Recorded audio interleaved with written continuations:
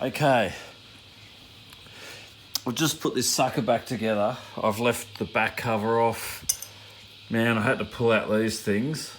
I'm going blind as a bat. Check all your ribbons. So I got it back together, I put it in, there was no movement. So I quickly stripped it down to the second survey. Took about 15 minutes. I am blind as a bat, so I've got to really look at doing something there, but these ribbons are so goddamn small. One of them just wasn't in enough, so I've really kept a lot of pressure on it and put the little tab down that locks it back in. I've just fired her up. We're going to go into the app. Now it moves, that's right. So I was getting no movement. So when I put it in, powered up the quad, the ball would just stay down. The camera had no movement. So I pulled her off, checked all the ribbons. They're the connectors. Instead of having wires, I use a thin ribbon. Just gently pushed them all back in. But I've powered her up now and the camera slowly moved and centered itself. It seems a bit, here we go. Now, from here, I want to make sure, oh yes, we have camera. Okay. Does it, oh, there's no memory stick in there. So if I get out of this, go into here, it's going to calibrate. Please click start for calibration. Yep. Gimbal in auto calibration. Please wait. Gimbal? Gimbal, baby. Gimbal. Calibration success. Okay. Let's just... Oh, yes. Nice look. Oh. I'll recalibrate it again. Reset. We'll get out. I'll show you how, so we're going to go in the calibrate gimbal. I'm going to move the camera down to the front. Calibrate. Please click start for calibration.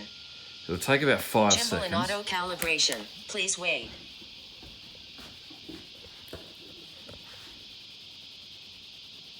Calibration success. Now it'll still move in a sec. Oh yeah. Thank God for that. So a little bit of persistence, check your ribbons. If there's no movement, pull it back out.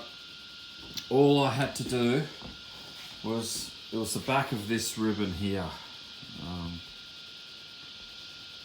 Okay, that one in there. So the one that actually popped out when it came off was the one I was having issue with. It has to go right deep in there. You know what I'm talking about. So what it has to do, in here, right at the end there, you must get it all the way in. There's a white line on this ribbon here where the brass or the copper parts start. That has to go right inside the mechanism that holds it. So don't have that line out, even 2 mil out. I had it about halfway. I'm thinking, yep, that looks sweet. I clicked the little holder back down. It got no power. So then I pushed it in, just kept my thumb on here, pushing a downward pressure down this ribbon until it slowly went into the connecting coupling. And then once the coupling was down, the little white line had gone right into the first little brass receiver on the teeth in the coupling. Then I pushed the little plate shut, put it in, powered it up. Awesome. So, we have that. We're ready to go. I'm going to give this thing a little test. And it was absolutely my stupid fault. I thought I'd go down the footpath here, go between some trees, and she didn't like it. So, my stupid fault. I'll put all this back together. Oh, another thing, if you don't have a set of these, for a few dollars, you can get these glasses from the Servo. They're just basic magnifying glasses, or these. These work just as well. So with anything 50 to 100 mil, like I'm soldering or I'm using electronics, so 1 inch to 3 inches away from my actual eyes, it's blurry. Put these things on, I can hold things up to 2 inches away and it's back to crystal clear again. So these work. My jeweler lenses, they worked fine. And down at the Servo, you can just get those 1 power, 2 power, 3 power little glasses. They're about $4 or $5 and they help out too.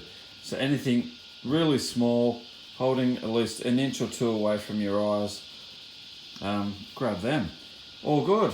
Thanks for the watch. So all I can suggest is really push your ribbons in. Check your ribbons. If there's one crack or fold in them, you're going to have to buy a new one. But we're ready to fly. Super lucky here. I'll think about twice. For any little tight flying, use the Spark. I was flying this at a kind of doing a church video the other day. Went up and it clipped a few branches. These things are like a rock. It just fell down about a foot, instant stabilized and kept going. It does have all of the sensors, the infrared sensors, but